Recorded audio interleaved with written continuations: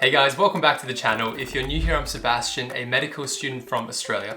And today we'll be looking at a bunch of common study techniques. Things like reading your notes, making notes, using question banks, this thing called active recall, and I'll be ranking them from the best to the worst. And so I'll be basing my judgments off a few different criteria in terms of how flexible, efficient, effective, and my personal experience with that study technique. And before you guys roast me in the comments and say, hey Seb, why didn't you include my favorite study technique at the top of your list? Just remember that these are my personal views. Everybody studies at their own pace and everybody learns differently. I'm a visual spatial type of learner, so some of the techniques that I rank more highly might be biased towards my learning style. So just remember that it's all about finding what works best for you. But let's get into ranking some study techniques and having a look at the tier list. The first study technique we have is the Pomodoro Technique. So if you've never heard of it before, it's basically working in short, focused bursts of 25 or 30 minutes, maybe even 50 minutes long, and then you'll set yourself a little short break afterwards. And then you'll repeat this process a few times until you've completed a longer study session. That could be 2 or 3 hours. I find the Pomodoro Technique really good to get you started. If you're feeling unmotivated and you don't feel like doing much, by starting in a 20-minute short burst, it might actually get you motivated, and then you'll go from 20 minutes to 40 minutes to an hour. In terms of how effective it is, that very much depends on the content that you're learning. If you're doing, say, lectures or seminars, these are usually an hour or 2 hours in length, and so using this Pomodoro technique can really break your flow. And for some people, having this rigid study style just doesn't work for them. But for me, I find that it has its use cases, and it definitely gives you that punch in the gut to get started, and so I'd put it as good. All right, the next one here is spaced repetition.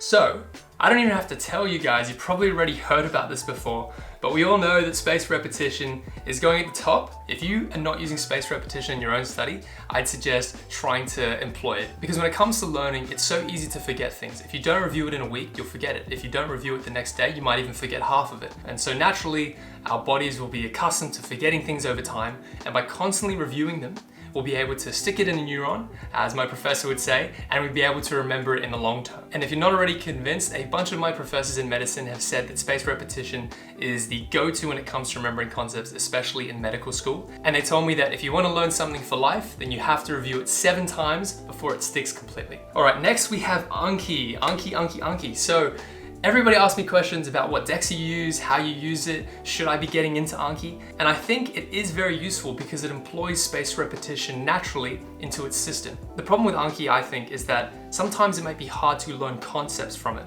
If you're trying to understand a fundamental first principle, or you're trying to work out the cell cycle or maybe the electron transport chain, Anki has limited uses in a case like this because it's really good for remembering niche facts. So if you're doing subjects like pharmacology or anatomy, where you have to remember certain landmarks or you have to remember drug mechanisms and names, then it's really good for that because it's going to stick that information in the long term. So I'm going to put Anki as good. And before you guys say, what do you mean? I use Anki for everything. Just remember that when it comes to working and when it comes to employing your knowledge, it's all going to be concept-based and it's all going to be first principle reliant. And so if you forget a niche fact that you learn on Anki, it's not the end of the world because you can quickly look it up in a lot of cases. Anki is good for exams, but when it comes to the more real world type of learning, I feel that it has more limited use cases. So I'm putting it as good. Okay, next we have rote learning. Rote learning has its use cases. Like what I said about doing anatomy or pharmacology. If you're trying to learn a bunch of different facts or certain drug names or landmark names, then you'll have to do it. Everybody has to go through this process. But if you want to understand something at its fundamental level and be able to employ it in practice, then rote learning is not really the way to go. And in medical school particularly, rote learning doesn't work anymore because there's too much concepts to try and memorize that it's almost impossible if you're going to do it like this. And so I'm going to put rote learning as meh. Because by rote learning, you're memorizing something for the sake of memorizing it for an exam, rather than learning it because you want to apply it into practice and into what you're going to be doing later on. Okay, next one here is reading notes. I think it's good as a first place to start. Is it effective? Not as much because it's a very passive process. You're trying to hope that your brain collects some information, but a lot of it you'll forget the next day. Is it efficient? I think it's very time consuming. And another thing with a textbook or the really dense notes, it's easy to get bored and to get uninterested in the information and to feel overwhelmed when you're chucked a block of text. And in my personal experience, I just find that I get too disinterested too quickly when I'm reading notes or going through a textbook. And again, I'm gonna put this on the meh category, but I might change these later on. Okay, so the next one is question banks or Q banks. And these are a collection of different questions about different topics and can help you revise certain concepts that you're weak in. And so question banks, I think, are excellent resources. And if you haven't found one that's useful for your studies, I suggest finding one. I'm going to put Q banks as great. Okay, and the reason why I justify this is that, are they efficient? Yes, they are. Because you're putting yourself in a position where you have to really think, and you're put on the spot in it might be a clinical context, it might be a real life context of how am I going to apply the information that's stored in my brain for this question. I think it's really effective as well because when you complete the question, if you get it correct, you'll never forget it. If you get it wrong, you're going to study as hard as you can to make sure that you don't get it wrong again. And in my personal experience, question banks have been like my go-to when it comes to revision. And I use this resource called Past Medicine all the time when it comes to doing medical practice questions. Okay, so the next one is mind maps. So if you're a visual spatial learner like me, then mind maps are really, really good because for visual learners, by seeing everything on the page, by mapping it out in your brain, when it comes to your exam and you're trying to remember that little bit of information, you're like, oh yeah, I remember when it was on that pathway in the top right of the page, it talked about this drug interaction. And so for some people, mind maps are excellent. For other people who are more auditory learners or sensory learners, then it might not be as useful.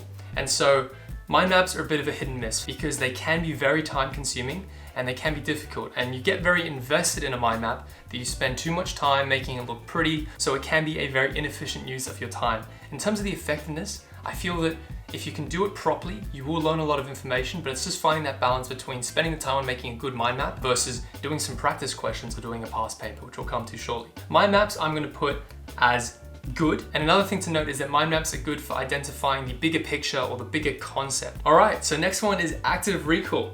Active recall, and that is the process of constantly forcing yourself to remember and recall information that's stored away in that brain of yours. So when you are reading the textbook or when you've sat down and watched a lecture, a lot of the information you're going to forget about. But if I ask you some quiz questions at the end of that lecture, you're going to force yourself to try and remember what you just watched. And so by constantly forcing yourself to do this process, it's going to take that short-term memory and put it into long-term storage. And one good way to use active recall when you're everyday studying is to write down questions for yourself as you're learning through a new topic. Every time you come across something difficult, ask a question about what it is. And so if you build this question bank, by the end of your semester or the end of your term, you're able to have this big resource of questions which you can look back and ask yourself, do I understand it? Can I answer it? Can I explain it to my friend or to my family? And if you can do this, you're really on track when it comes to the final exam. So I'm going to put that right at the top. Active recall, it's effective, I find it efficient, so it really is a good study technique. Okay, so the next one here is teaching others. If you can successfully teach someone else a concept, it means that you're pretty much at a level of mastery if the other person can understand it as well. For this reason, I think teaching others is an extremely effective way to learn. In terms of its efficiency, it very much depends on who you're studying with. If you're with a bunch of friends where you banter too much, where you talk too much and you get distracted, then that's going to be no good. But if you're with a group of motivated individuals who all have the same mutual goal of learning and going over a certain topic, then teaching others can be very useful. And for me, particularly in med school, I love to study with some of my friends. They keep me accountable, they keep me motivated, and they keep me on track. For these reasons, I'm going to put teaching others in the great category. And in the world of online learning, a way to stay connected to your friends and study together can be to run a Zoom call. And so last year, when a lot of my classes were online, I'd meet up with my friends once a week and we do a quick fun review session of some practice questions or go over a few topics that we were weak in, and we were able to teach each other and also learn from each other. Next one is past papers. So past papers, I'm just going to put it now, it is great. Past papers are really, really great.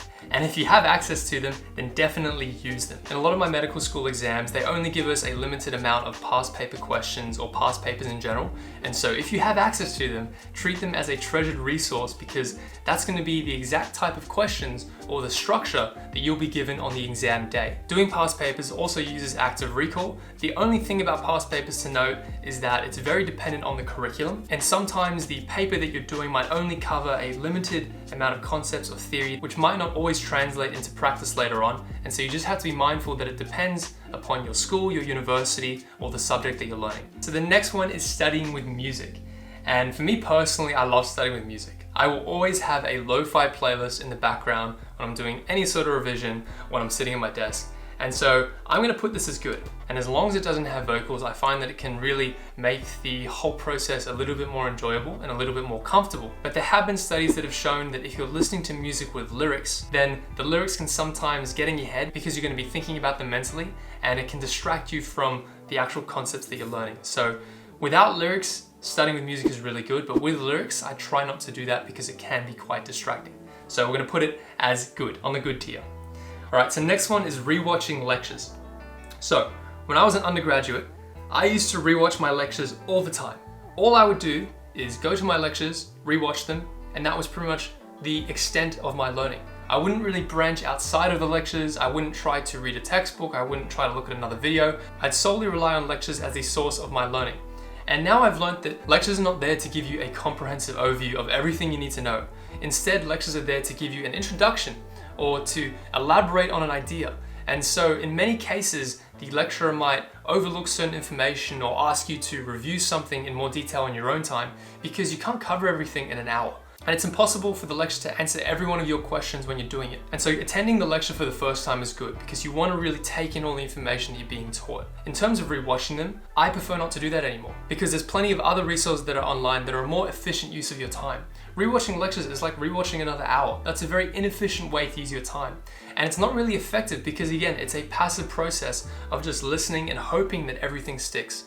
Instead, you should be really trying to quiz yourself, apply the concepts of active recall, and make sure that you're looking at other resources to fill in the gaps that the lecturer might have missed. And because of this, I'm going to put it as an average way to learn. And so the next one here is using online videos to learn. So that could be a learning platform like YouTube or buying a subscription to a certain type of learning platform. And I'd say that online videos are really, really great for reinforcement. But sometimes in order to get the condensed, succinct, professional type of videos or professional resources, you might have to pay a little bit. I definitely consult YouTube a bunch of times when I'm trying to reinforce certain concepts. And so I put this on the good category. Okay, so lucky last is making notes.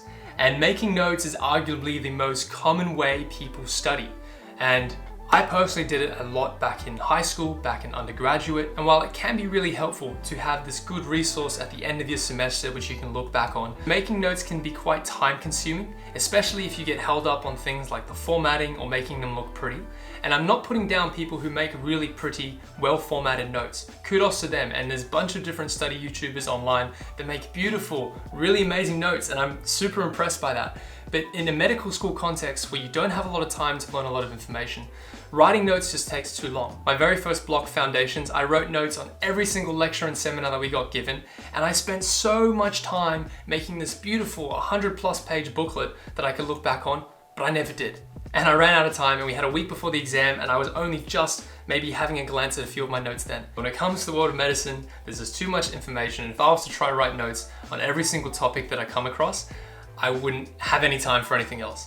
And so making notes, I'd say, is a very average way to learn, and so I'm gonna put it in the average category. So that is my final study tier list. We've got spaced repetition and active recall as the big boys at the top, and if you're not using them in your own studies, use them now. They are useful. Question banks, teaching other people, and past papers are always good resources. And then having a look at the things at the bottom. Rote learning, it has its place, but it's not a good principle to abide by because you're memorizing for memorizing's sake rather than learning to apply those concepts into practice. And reading notes is just a very passive way to learn. So if you liked my tier list and would have had something similar, be sure to like the video. If you didn't and you wanted to change some things, be sure to comment what you would have changed. And be sure to comment if you have your own study technique, which I didn't include on this list, that you use in your everyday studies. Subscribe to see more content like this. I put some playlists of my medical school vlogs and some other study related videos on the screen for your convenience. And until next time, this was Sebastian. Stay sharp.